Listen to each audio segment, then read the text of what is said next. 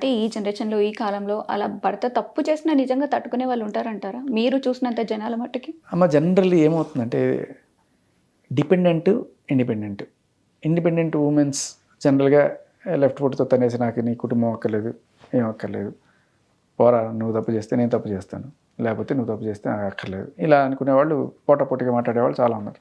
ఈ మధ్యకాలంలో మన విడాకులు పెరగడానికి కారణం కూడా వన్ ఆఫ్ ద రీజన్ ఇదే, నువ్వెంతంటే నువ్వెంత అనుకునేది. సో ఇది బాయిల్స్ డౌన్ టు డిపెండెన్సీ. ఇవాళ ఆవిడ ఉద్యోగం చేస్తుందా లేకపోతే ఇంటి పట్టున ఉంటుందా? ఒకవేళ ఇంటి పట్టున ఉన్నప్పుడు, ఒకవేళ ఉద్యోగం చేసే మహిళల్లో కూడా అందరూ ఎరోగెంట్గా ఉంటారు నేను చెప్పను. ఒకవేళ ముగ్గురు తప్పు చేసినా కూడా ఉద్యోగం చేస్తున్న మహిళలైనా సరే పిల్లలు ఉన్నారు వాళ్ళు ఏమైపోతారని ఫస్ట్ ఆలోచన వస్తుంది. బట్ మీరు చెప్పిన వాళ్ళు మేబీ ఒక 1% ఉండొచ్చు ఫ్యామిలీ కోసం సర్దుకుపోయే వాళ్ళు. సర్దుకుపోయే వాళ్ళే ఎక్కువ ఉంటారు. అదే అంటున్నా. సో అందులోనే ఈవిడే డిపెండెంట్ అన్నా కూడా కరెక్ట్గా చెప్పాలంటే ఈవిడే కూడా ఒకప్పుడు కొరియోగ్రఫీ చేశారు.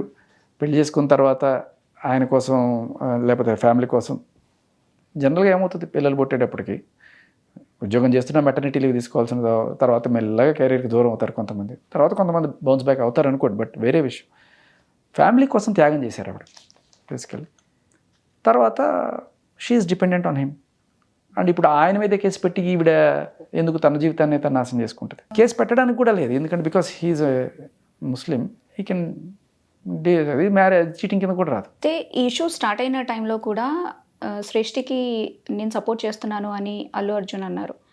అనలేదు, లైక్ తనకి అవకాశాలు ఇస్తాను అనేసి అంటే తనని తప్పుబట్టలేదు అని అనుకోవచ్చు. అంటే అది పుష్ప 2 సెట్స్లోనే ఇది అంతా స్టార్ట్ అయింది కాబట్టి మేబీ ఆయన ఒక సాఫ్ట్ కార్నర్ చూపించుండొచ్చు. సరే చిన్నమ్మాయి తెలుసో తెలియకో తప్పులు చేసిందో లేకపోతే వాళ్ళు తప్పులు చేశారో ఏదైనా సరే అమ్మని నీ కెరీర్కి మేము ఉన్నామని ఒక చిన్న హామీ అయితే ఇచ్చారు వాళ్ళు. అది నాకు తెలిసింది, సుకుమార్ గారు చెప్పినట్టుగా సమాచారం.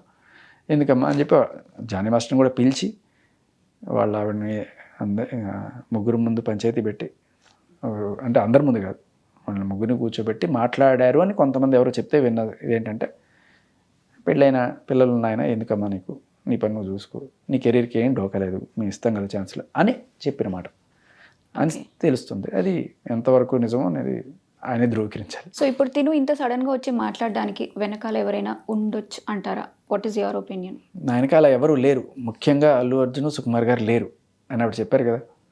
ఓకే.